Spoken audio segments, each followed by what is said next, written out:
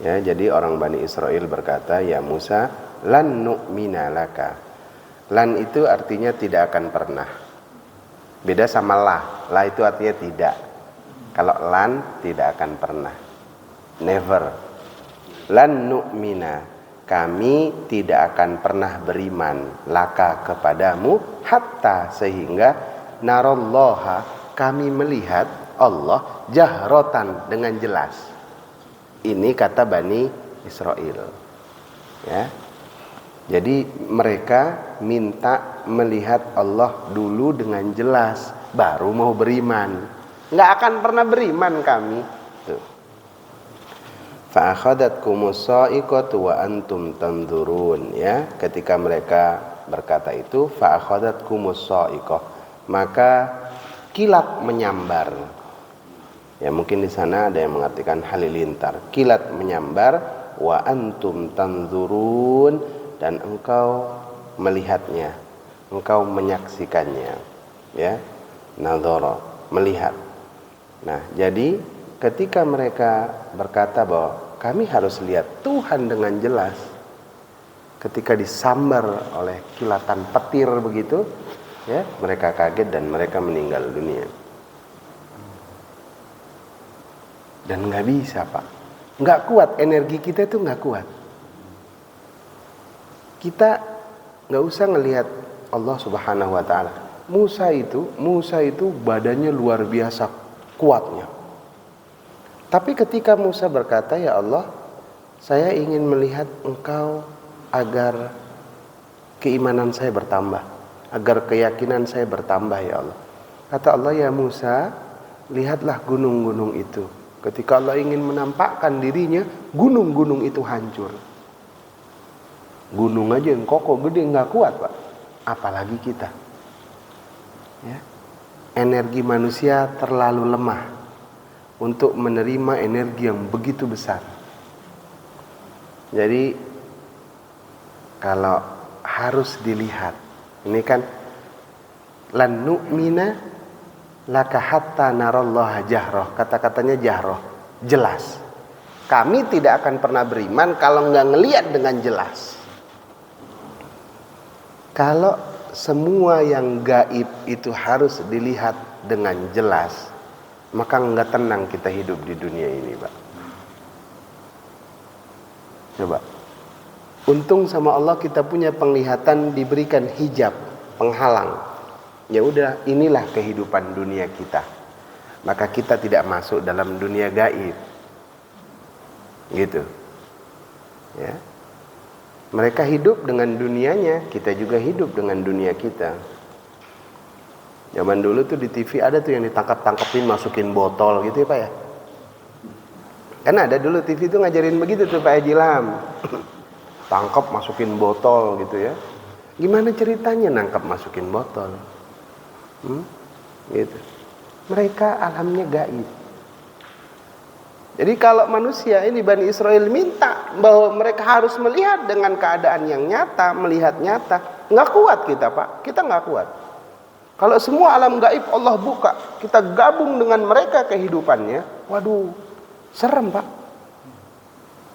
Ya, pulang malam dari kantor nyetir sendirian, tahu-tahu di sebelah ada yang ngomong, "Pak Haji, numpang ya, rumah saya di Bintaro juga," kata dia gitu. Waduh, kacau ini. Iya, Pak. Coba tuh. Maka kan dipisahkan.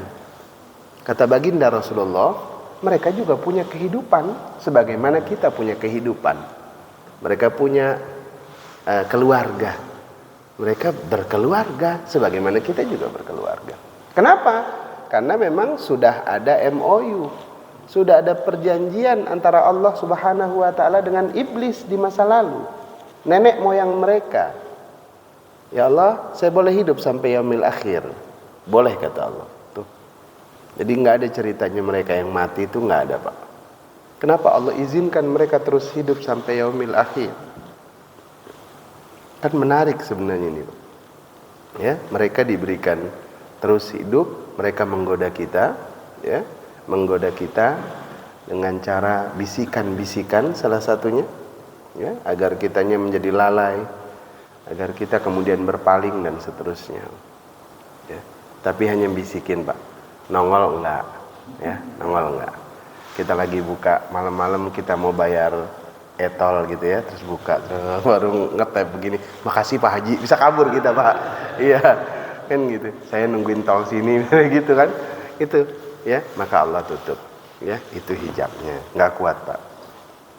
Summa kemudian ba'atsnakum, kami bangkitkan ya, mimba di mautikum, setelah matinya, la'allakum tashkurun, agar mereka bersyukur. Jadi mereka kaget, mereka mati dengan kilat yang menyambar tadi, lalu kemudian Allah bangkitkan lagi. Maksudnya Allah kasih, berikan kehidupan yang kedua. Sekarang kalau ditanya, kalau kita udah pernah mati lalu kemudian Allah hidupkan lagi, jadi orang benar apa nggak benar? Pasti jadi orang benar Pak. Kenapa? Karena Allah kasih kehidupan yang kedua. Gitu. Tapi apakah Bani Israel seperti itu? Tidak, ternyata tidak. Ya. Makanya itulah yang sangat dihindari ya, karakteristik Bani Israel. Orang yang sudah diberikan kemudahan, diberikan rizki luar biasa oleh Allah, tapi mereka tidak bersyukur kepada Allah. Ini benar-benar tidak tahu terima kasih. Ya. Wa dhallalna 'alaikumul ghamama wa anzalna 'alaikumul manna wassalwa. Coba. Dan dinaungi ya, mereka diberikan naungan dengan awan. Kan enak itu, adem banget. Wa anzalna, dan kami turunkan, 'alaikum, atas kalian, manna wassalwa. Ya. Jadi dikasih makanannya itu daging ya, dan minumannya madu. Ini yang membuat Bani Israel itu memang cerdas Pak, pinter. Memang nenek moyangnya konsumsinya bagus. Makanya disebut di Quran bahwa mereka itu faddaltukum alal alamin. Mereka itu lebih baik dibandingkan umat yang lain. Ya, di masa itu tuh. Saya